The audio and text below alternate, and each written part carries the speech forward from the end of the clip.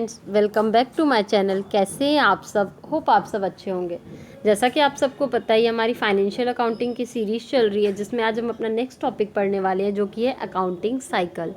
ठीक है, accounting cycle में मतलब जो भी बिजनेस होते हैं उसमें जो भी डेटा रिकॉर्ड किए जाते हैं वो किस किस स्टेजेस के थ्रू पास होते हैं। तो देखिए, सबसे फर्स्ट जो हमारा स्टेज होता है वो होता है रिकॉर्डिंग ऑफ ट्रांजेक्शन का।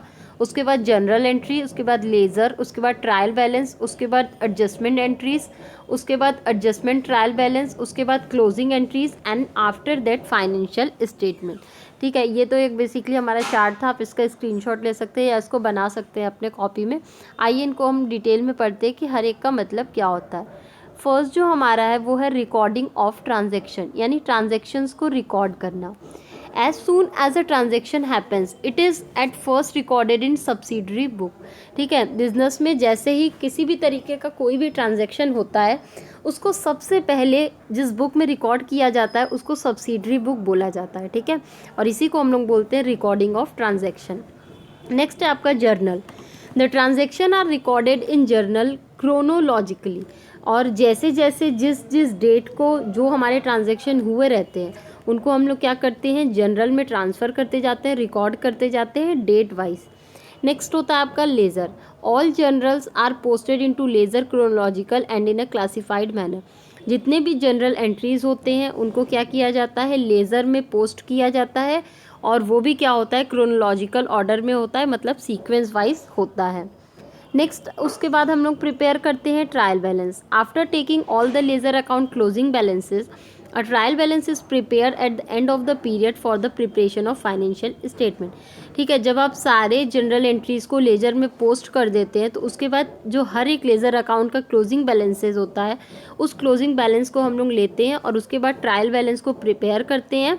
और ट्रायल बैलेंस कब प्रिपेयर किया जाता है, जब हमारा पीरियड ख़त्म हो जाता है उसके एंड में किया जाता है। ठीक, और ट्रायल बैलेंस क्यों प्रिपेयर किया जाता है, क्योंकि ये हमें मदद करता है फाइनेंशियल स्टेटमेंट प्रिपेयर करने में।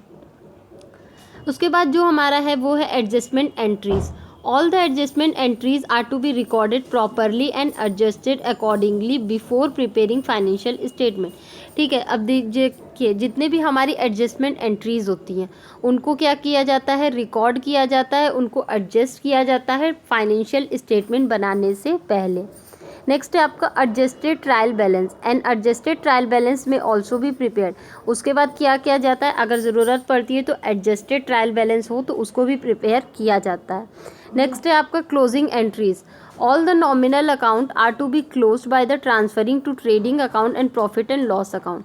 ठीक है, जितने भी नॉमिनल अकाउंट होते हैं, ठीक है, उनका जो भी बैलेंस होता है उनको क्लोज किया जाता है और उसको ट्रांसफ़र कर दिया जाता है trading and profit and loss account में। ठीक है, नेक्स्ट है आपका और लास्ट है financial statement. Financial statement can now B easily prepared which will exhibit the true financial position and operating result. जब हम लोग इतने सारे रिकॉर्ड कर लेते हैं, ठीक है, इतने सारे चीज़ें मेंटेन कर लेते हैं, तो उसके बाद सबसे लास्ट में हम लोग फाइनेंशियल स्टेटमेंट यानी बैलेंस शीट प्रिपेयर करते हैं, और ये बनाना बहुत ही ज़्यादा हमारे लिए आसान हो जाता है।